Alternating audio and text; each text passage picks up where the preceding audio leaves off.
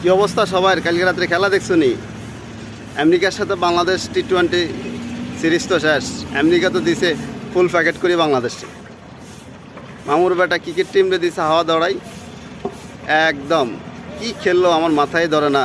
এখানে 110 রান দেখলাম 3 উইকেটে, সেখানে 23 রান বা 24-25 রান করতে বাকি উইকেটগুলো চলে গেছে। তারা কি খেলে? এরা আমেরিকা গেছে জীবনের ফার্স্ট, এই আনন্দেতে তারা শেষ।